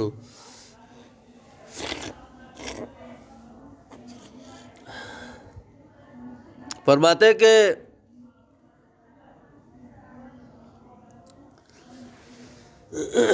ہو سکتا ہے یہ جو خلافت 30 سال کے بارے میں جو بیان فرمایا، الخلافت بعد 30 سنۃ، کہتے ہیں شاعر کہ ہو سکتا ہے اس سے مراد یہ ہو کہ خلافت کاملہ، خلافت کاملہ کہ جس کے اندر نبوت، منہج نبوت سے مخالفت اور اس سے اعراض کا ذرا سا بھی شائبہ نہ ہو، منہج نبوت سے مخالفت اور اعراض کا ذرا سا بھی شائبہ نہ ہو، ایسی خلافت کاملہ یہ 30 سال تک ہوگی، یہ 30 سال تک ہوگی، یعنی لگاتار 30 سال تک ہوگی، اور اس کے بعد کبھی تو ہوگی اور کبھی نہیں ہوگی، یعنی کبھی ایسی خلافت آ جائے گی دوبارہ اور کبھی پھر وہی بادشاہت والی آ جائے گی۔ آ رہی بات سمجھ میں؟ یعنی یوں سمجھ لے کہ ایک توجیہ تو اس کی یہ بیان کرتے ہیں کہ خلافت کاملہ جس میں منہج نبوت سے مخالفت کا اور اعراض کا ذرہ برابر بھی شائبہ نہ ہو، ایسی خلافت مراد ہے۔ پہلی توجیہ تو یہ بیان کرتے ہیں کہ ایسی خلافت کیا ہے مراد ہے، یا جو آپ صلی اللہ، پہلی توجہ آگے سمجھ میں، یا آپ صلی اللہ علیہ وسلم نے جو 30 سال فرمایا اس کا مطلب یہ ہے کہ لگاتار خلافت لگاتار جو چلے گی وہ 30 سال تک چلے گی، لگاتار جو چلے گی خلافت وہ 30 سال تک چلے گی۔ پہلی توجہ جو ہے کہ خلافت کاملہ کے منہج نبوت کے مطابق جو چلے گی وہ 30 سال تک ہوگی۔ اس کے بعد خلافت کاملہ یعنی مکمل طور پر تو منہج نبوت پر اگرچہ نہ ہو لیکن خلافت بعد میں بہرحال خلافت ہو سکتی ہے، بعد میں بھی ہو سکتی ہے، ہاں منہج نبوت پر مکمل طور سے منہج نبوت پر اگرچہ نہ ہو۔ تو اس اعتبار سے اس کے اندر بھی، اس توجہ کے اندر بھی خلافت عباسیہ خلافت مروانیہ دونوں داخل ہو جائے گی، دونوں کیا ہو جائے گی۔ دوسری توجہ یہ ہے کہ آپ صلی اللہ علیہ وسلم نے یہ فرمایا کہ یہ جو دوسری توجہ بتا رہا ہوں میں، یہ وَبَعْدَهَا قَدْ تَكُونُ وَقَدْ لَا تَكُونُ سے یہ ظاہر ہوتی ہے۔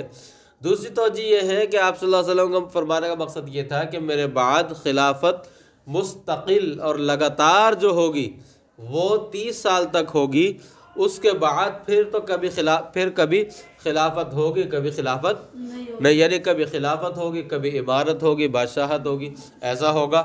تو اس صورت کے اندر بھی خلافت عباسیہ خلافت مروانیہ یہ سب اس کے اندر داخل ہو جائیں گی۔ آگے دونوں توجیحات سمجھ میں، کیونکہ حضرت عمر ابن عبدالعزیز رحمۃ اللہ علیہ کے متعلق مجتہدین فقہا اور بڑے بڑے کبار اہل علم و فضل کا کہنا یہ ہے کہ یہ 5ویں خلیفہ راشد ہیں، یہ 5ویں جی خلفائے راشدین میں سے 5ویں خلیفہ ہیں حضرت عمر ابن عبدالعزیز۔ تو اس طرح ان دو توجیحات کی بنا پر اس کے اندر داخل ہو جائے گا، خلافت عباسیہ بھی اور خلافت مروانیہ بھی۔ پھر آگے آپ کو پتہ ہے کہ یہ امامت کی بحث چل رہی ہے، آگے پھر شارح فرماتے ہیں ثم الاجماع علی ان نصب الامام واجب، پھر فرماتے ہیں کہ اس بات پر تو شارح فرماتے ہیں کہ اس بات پر تو سب کا اجماع ہے، یعنی اجماع ہے مطلب یہ کہ اس بات پر تو سب متفق ہے کہ امام کو مقرر کرنا واجب ہے، امام کو مقرر کرنا واجب ہے۔ امام سے مراد مسجد کا امام نہیں ہے، حاکم۔ تو شاباش، امام کو مقرر کرنا واجب ہے، اس بات پر تو شارح فرماتے ہیں سب کا اتفاق ہے۔ اور ظاہر سی بات ہے پہلے اسلامی حکومت میں تو یہی ہوتا ہے کہ اور ہوتا آیا ہے کہ اب تو اگرچہ ایسا نہیں ہو رہا کہ جو حاکم ہوتا ہے اس وقت کا خلیفہ ہو، حکمران ہو، بادشاہ جو بھی ہو، امیر ہو، وہی جمعے اور عید کی نمازیں وہی پڑھاتا ہے، باقی نمازیں نہیں، لیکن جمعے اور عید کی نماز امامت وہی کراتا ہے، ٹھیک ہے۔ آج کل کے جو حکمران ہیں، امام ہیں، ان میں پتہ نہیں اتنی صلاحیت ہے بھی یا نہیں کہ وہ اپنے ابا کا جنازہ پڑھا سکے۔ تو ثم الاجماع علی ان نصب الامام واجب فرماتے ہیں کہ امام کو مقرر کرنا، متعین کرنا واجب ہے، اس پر سب کا اتفاق ہے، یعنی اجماع ہے اس کے اوپر۔ ہاں اختلاف کسی اور چیز کے اندر ہے، وہ اختلاف کس چیز میں ہے؟ اختلاف اس چیز میں ہے کہ آیا امام کو مقرر کرنا اللہ تبارک و تعالی پر واجب ہے یا بندوں مخلوق پر واجب ہے؟ اللہ تبارک و تعالی پر واجب ہے یا مخلوق پر واجب ہے؟ اور یہ دلیل نقلی سے پتہ چلتا ہے یا دلیل عقلی سے پتہ چلتا ہے؟ آگے نا بات سمجھ میں کہ کس پر واجب ہے اور اس کا ثبوت کون سی دلیل سے ہے، تو اس کے اندر پھر اختلاف ہے۔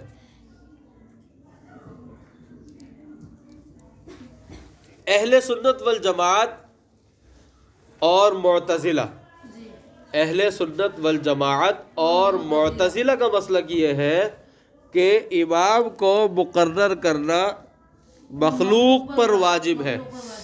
فرماتے نا والمذهب انه يجب على الخلق سمعا لقوله عليه السلام من مات ولم يعرف امام زمانه فقد مات میتۃ جاہلیہ.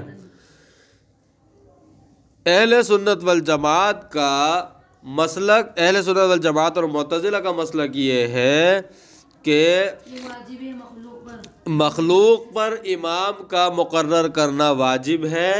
پھر ان دونوں میں آپس میں اختلاف یہ ہے، اہل سنت والجماعت کے نزدیک تو دلیل عقلی سے، دلیل نقلی سے یہ بات معلوم ہوتی ہے جیسا کہ شارح نے یہ دلیل بیان کی ہے، اور معتزلہ کے نزدیک وہ دلیل عقلی سے کہتے ہیں کہ یہ بات ثابت ہوتی ہے کہ امام کا مقرر کرنا مخلوق پر واجب ہے. دلیل نقلی جو کہ اہل سنت والجماعت کی دلیل ہے وہ شارح نے بیان کر دی کہ آپ صلی اللہ علیہ وسلم کا فرمان ہے کہ جو اس حالت میں مرا کہ وہ اپنے وقت کے امام یعنی امام وقت کو نہیں پہچانتا ہوگا تو وہ جاہلیت کی موت مرے گا، وہ جاہلیت کی موت مرے گا، یعنی زمانہ جاہلیت کی موت مرے گا، اپنے امام کو نہیں رہا. یہ دلیل ہے اہل سنت والجماعت کی کہ مخلوق پر واجب ہے، اور دلیل نقلی سے یہ پتہ چلتا ہے. جبکہ معتزلہ کہتے ہیں کہ دلیل عقلی سے پتہ چلتا ہے کہ مخلوق پر امام کو مقرر کرنا واجب ہے. اس کے بارے میں اس بات کو ثابت کرنے کے لیے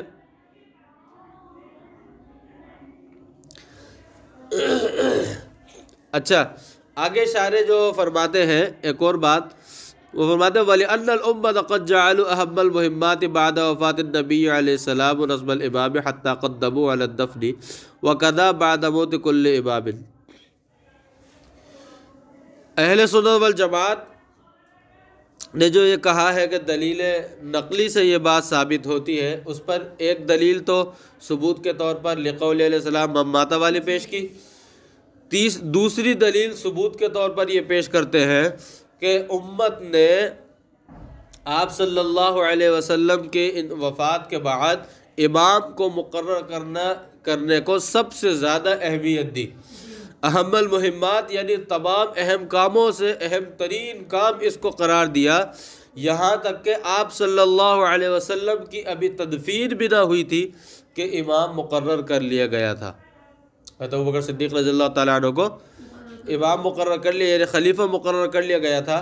تو امت نے دوسری دلیل ثبوت کے طور پر یہ پیش کرتے ہیں کہ امت نے جو ہے یعنی سب سے اہم ترین کام امام کو خلیفہ کو مقرر کرنا سمجھا، اور حتیٰ کہ آپ صلی اللہ علیہ وسلم کی ابھی غسل اور تکفیر ہو رہی تھی، تغسیل و تکفیر ہو رہی تھی کہ امام مقرر کر لیا گیا تھا خلیفہ، تو انہوں نے آپ صلی اللہ علیہ وسلم کی تدفین پر بھی اس کو مقدم کیا.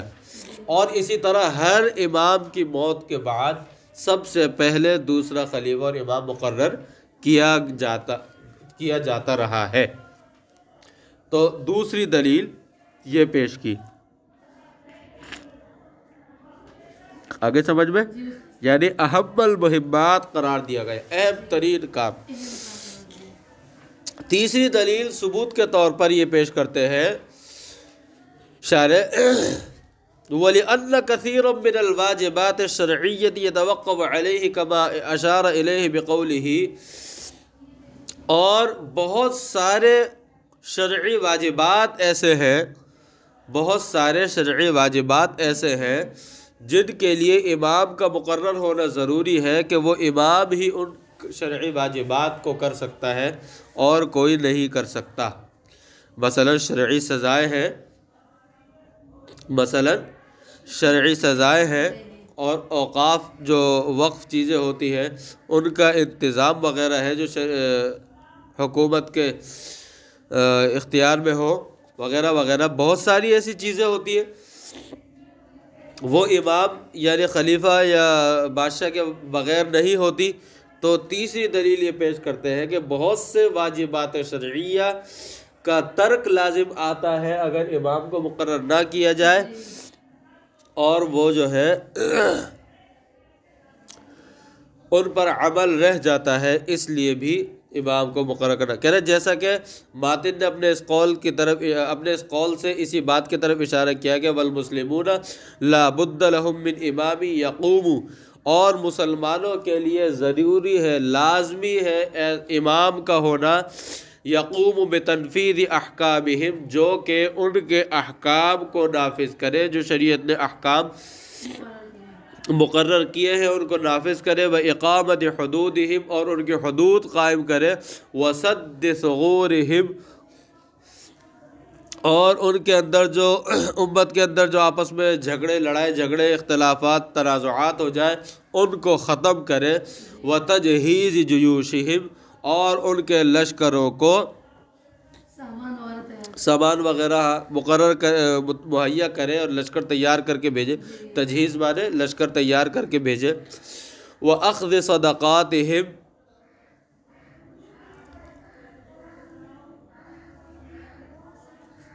اور ان کے صدقات وصول کرے، وَقَهْرِ الْمُتَغَلِّبَةِ وَالْمُتَلَصِّصَةِ وَقُطَّاعِ الطَّرِيقِ، اور اسی طرح غاصبین چور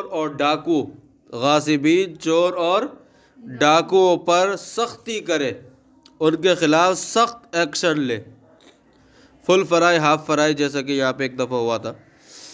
تو غاصب و ظالم چوروں اور قطاع طریق ڈاکوؤں پر قہر برے، سختی کرے، ان کے خلاف سخت ایکشن لے، سخت قدم اٹھائے۔ امام ہی کر سکتا ہے، غیر امام تو یہ نہیں کرے گا، وہ اس کو پھر کر کے بھاگ جائے گا۔ وَإِقَامَةِ الْجُمْعِ وَالْإِعْيَادِ، اور اسی طرح جمعہ اور عید کی نماز قائم کرے، جمعہ اور عید کی نماز، وَإِقَامَةِ الْجُمْعِ وَالْأَعْيَادِ، جمعہ اور عید کی نماز قائم کرے، یہ بھی امام ہی کی ذمہ داری ہوتی ہے۔ وَقَطْعِ الْمُنَازَعَاتِ الْبَاقِعَةِ بَيْنَ الْعِبَادِ، اسی طرح لوگوں میں آپس میں، بندوں کے اندر جو آپس میں لڑائی جھگڑے ہو جاتے ہیں ان کو ختم کر کے امن و امان قائم کرے۔ وَقُبُولِ الشَّهَادَاتِ الْقَائِمَةِ عَلَى الْحُقُوقِ، اسی طرح ایک دوسرے کے حقوق کے متعلق شہادتوں کو، گواہیوں کو قبول کرے، سنے۔ وَتَجْوِيزِ الصِّغَارِ وَالصَّغَائِرِ الَّذِينَ لَا أَوْلِيَاءَ لَهُمْ، اور اسی طرح ان چھوٹے بچے اور چھوٹی بچیوں کے نکاح اور شادیوں کا انتظام کرے کہ جن کا کوئی ولی وارث نہ ہو، جن کا کوئی مرد ولی نہ ہو، تو ان کا ولی جو ہے وہ بادشاہ ہوتا ہے، خلیفہ ہوتا ہے، وہ کرے۔ لہم وقسمۃ الغنائم، اور اسی طرح غنیمت کے مال کی تقسیم کرے، وگرنہ بادشاہ غنیمت کے مال کی تقسیم نہیں کرے گا تو آپس میں لڑائی جھگڑا ہو جائے گا، جیسا کہ یہاں پر کہیں کچھ راشن یا کچھ بٹ رہا ہو تو ہمارے ادھر بھی بہت لڑائی پڑھنے ہوتے ہیں۔ آ رہی سمجھ میں؟ تو مطلب یہ ہے کہ بادشاہ ہو تو اس طرح یہ کام سب وہی انجام دے سکتا ہے، تو اس سے بھی پتہ چلتا ہے کہ بادشاہ کو مقرر کرنا یہ بہت ہی زیادہ ضروری اور اہم ہے۔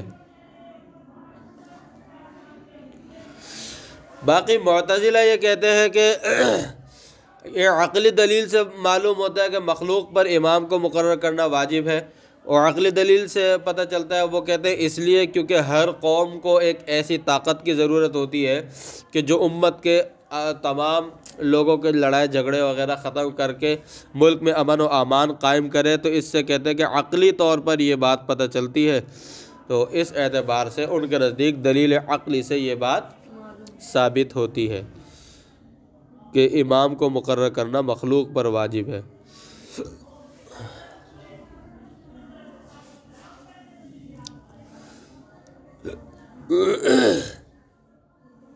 وَنَحْوِ ذَلِكَ مِنَ الْأُمُورِ الَّتِي لَا يَتَوَلَّاهَا أَحَدُ الْأُمَّةِ، اور یہ کچھ بیان کیے ہیں شارح فرماتے ہیں، اور اس کے علاوہ اور بھی بہت سارے ایسے کام ہیں کہ جو امت کا کوئی دوسرا فرد نہیں کر سکتا، جو کوئی عام آدمی نہیں کر سکتا، بلکہ وہ امام ہی خلیفہ، امیر، وزیر اعظم، صدر وغیرہ یہی لوگ کر سکتے ہیں، کوئی دوسرا آدمی نہیں کر سکتا۔ مثال کے طور پہ ملکوں کے آپس کے معاملات، جیسے مثال کے طور پہ ہم دیکھ لیں ملکوں کے آپس کے معاملات ہوتے ہیں، اب ہم تھوڑی جا کر کسی ملک سے یا کسی ملک کے بادشاہ سے آج کل بات کر سکتے ہیں، یہ تو کون کرتے ہیں؟ یہ صدر وزیر اعظم ہی کے کام ہوتے ہیں آپس کے، یعنی دو ملک ہیں، اب مثال کے طور پہ برابر کے، اب پاکستان ہے، ظاہر سی بات ہے اس کے چاروں طرف ممالک تو ہیں، اب ان ممالک کے ساتھ کیسے تعلقات رکھنے ہیں، کن شرائط کن بنیادوں پر تعلقات رکھنے ہیں، وہ یہی تو دیکھیں گے۔ آئی سمجھ میں؟ ہم تھوڑی جا کر ان سے بات کر سکتے ہیں۔ تو اسی طرح کے بہت سارے معاملات ہوتے ہیں، اسی طرف شارح نے یہ کہہ کر اشارہ کیا ہے، لا یتولی احد الامہ فإن قیل،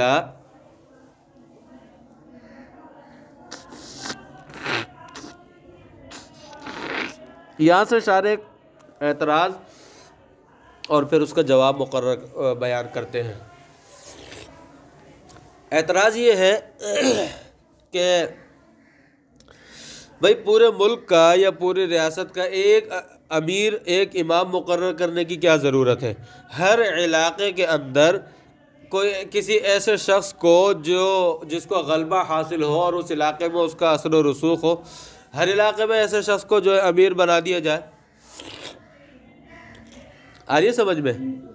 مثال کے طور پہ سندھ کے اندر کسی اور شخص کو امیر بنا دیا جائے، باقی ملک کے باقی حصے سے اس کا تعلق نہ ہو، پنجاب کے اندر کسی اور کو بنا دیا جائے، یا اسی طرح اور دوسرے صوبوں میں، خیبر پختونخوا میں، بلوچستان میں، یا ایسا کہ سندھ کے ہی علاقے، مثال کے طور پہ کراچی ہے، کراچی کے اندر جس کو غلبہ حاصل ہو، اثر و رسوخ ہو، اس کو بنا دیا جائے، حیدرآباد میں جس کو اثر و رسوخ ہو اس کو بنا دیا جائے، ہر علاقے میں ہر جگہ پر جس کو اثر و رسوخ حاصل ہو اس کو بنا دیا جائے۔ اعتراض آیا سمجھ میں؟ تو پورے ملک کا یا پورے ریاست کا ایک امیر مقرر کرنا کیوں ضروری ہے، یا پورے دارالاسلام کا ایک امیر مقرر کرنا کیوں ضروری ہے؟ تو اس کا جواب شارح یہ دیتے ہیں کہ اگر ہر علاقے کا الگ الگ امام مقرر ہو تو پھر آپس میں لڑائیاں اور جنگیں ہوں گی، پھر لڑائی اور جنگ ہی چلتی رہے گی آپس میں، جس سے دین اور دنیا دونوں کے امور میں خلل واقع ہوگا، جیسا کہ ہم اپنے زمانے میں مسلمان بادشاہوں کا مشاہدہ کرتے ہیں۔ جیسا کہ ہم اپنے زمانے میں مسلمان بادشاہوں کا مشاہدہ کرتے ہیں، یہ تو شارح اپنے زمانے کی بات بتا رہے ہیں، تو کہتے ہیں اس لیے فقط ایک امام کا ہونا ضروری ہے۔ یہ تو شارح اپنے زمانے کی بات بتا رہے ہیں، اور ہم بھی اپنے زمانے کے اندر دیکھ لیتے ہیں۔ ہمارے زمانے میں آج کل لاک ڈاؤن کے معاملے میں کیا کم کشمکش چل رہی ہے وفاقی اور سندھ گورنمنٹ کے درمیان، آ رہی ہے سمجھ میں؟ بہت کشمکش چل رہی ہے، اسی وجہ سے برباد ہو رہے ہیں یہاں پر سندھ کے جو عوام ہے ساری۔ تو یہ کشمکش چلتی رہتی، یہ ایسی کشمکش مختلف علاقوں میں ہو جائیں گی اور لڑائی جھگڑے چلتے رہیں گے۔ تو اس لیے پوری عمارت کا ایک امام مقرر ہوگا، سب کو وہی ہینڈل کرے گا، پھر وہ اپنے گورنر مقرر کرے گا، اپنے جو ہے نائب مقرر کرے گا، لیکن یہ کہ سب کو وہ ایک ہی بندہ ہینڈل کرے گا، وہ سب بھی اس کو جواب دہ ہوں گے اور اس کے ماتحت ہوں گے۔ آئیے سمجھ میں؟ فرماتے فَإِنْ قِيلَ لِمَ لَا يَجُوزُ الْاِكْتِفَاءُ بِذِي شَوْكَةٍ فِي كُلِّ نَاحِيَةٍ، کہ اگر پھر کوئی یہ کہے کہ یہ بات کیوں جائز نہیں ہے، اس بات پر اکتفا کرنا جائز کیوں نہیں ہے کہ جس کو جہاں پر ہر جگہ پہ، ہر علاقے میں جس کو جہاں پر غلبہ حاصل ہو، جس کو جہاں پر اثر و رسوخ ہو، جس کا جہاں پر، اسی کو امام مقرر کرتے ہیں۔ وَمِنْ أَيْنَ يَجِبُ نَصْبُ مَنْ لَهُ الرِّيَاسَةُ الْعَامَّةُ، اور اسی طرح کہ جس کو جہاں پر جو ہے یہ بات کہاں سے ثابت ہوتی ہے، وَمِنْ أَيْنَ يَجِبُ، یعنی یہ بات جو کیوں واجب ہے، کہاں سے یہ پتہ چلتا ہے کہ پوری ریاست کا ایک امام ہونا ضروری ہے۔ مَنْ لَهُ الرِّيَاسَةُ الْعَامَّةُ مطلب یہ کہ پوری ریاست کا ایک ہی امام ہونا ضروری ہے، یہ بات کہاں سے پتہ چلتی ہے، کہاں سے ثابت ہوتی ہے؟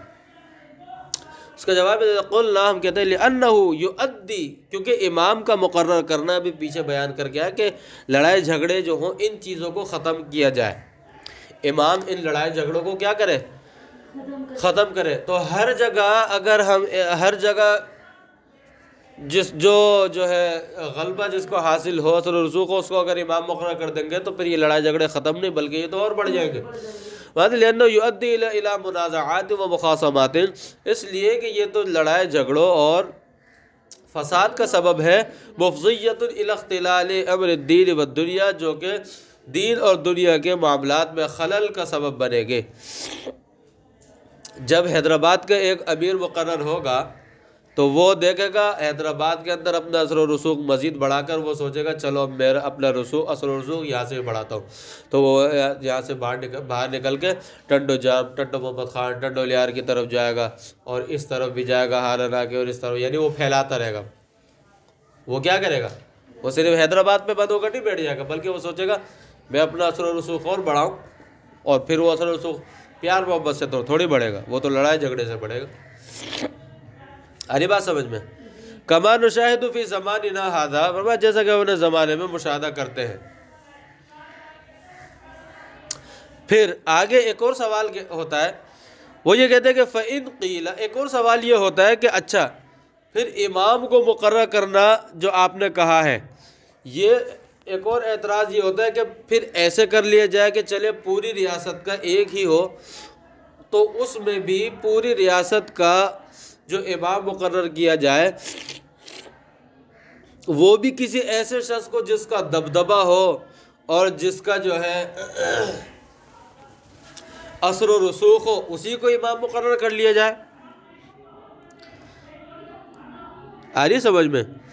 یعنی یہ جو اوصاف بیان کیے جاتے ہیں امامت کے کہ قریش میں سے ہو، قریشی ہو، عاقل ہو اور انتظامی امور سے واقف ہو، یہ جو شرائط بیان کی ہے شریعت کی طرف سے، یہ کیا ضروری ہے، بلکہ جس کو دبدبہ اور اثر و رسوخ حاصل ہو وہی بندہ جو ہے امیر بن جائے، اس کو امام مقرر کر لیا جائے۔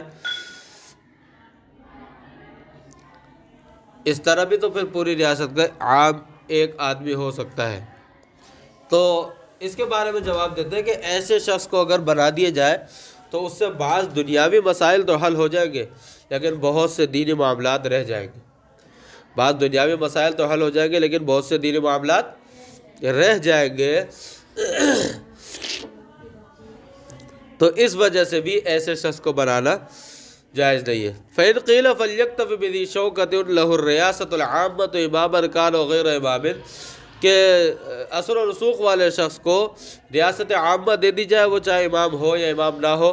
فإن انتظام الامر يحصل بذلك كما في عهد الاتراك، اس صورت میں تو انتظام حاصل ہو جائے گا نا، جو مقصد ہے ریاست کا ایک امیر بنانے کا، جیسا کہ ترکوں کے دور میں جیسا کہ اس طرح ہوا، جس کا دبدبہ ہوتا تھا وہ بن جاتا تھا، اور انہوں نے کیا ہے جیسا کہ کمال اتاترک وغیرہ۔ قلنا، فرماتے کہ اس کا جواب ہے کہ نعم یحصل بعض النظام فی امر دنیا، کے بعض دنیاوی معاملات تو اس سے حاصل ہو جائیں گے، دنیاوی فائدے تو حاصل ہو جائیں گے، ولیکن یختل امر الدین، لیکن دینی معاملات کے اندر بہت بڑا خلل واقع ہو جائے گا۔ وَهُوَ الْأَمْرُ الْمَقْصُودُ الْأَهَمُّ وَالْعُمْدَةُ الْعُظْمَى، فرمایا کہ جب کہ دینی معاملات یہی اہم ترین مقصد اور اہم بڑی جو ہے ضرورت یہی ہے، اہم ترین مقصد اور بڑی ضرورت یہی دینی معاملات ہے، اور اس صورت میں یہ معاملات رہ جائیں گے تو امام کا فائدہ نہیں ہوگا۔ اور باقی اعتراض انشاءاللہ جو اعتراضات ہوتے ہیں وہ بعد میں پڑھتے ہیں۔ وآخر دعوانا الحمدللہ رب العالمین۔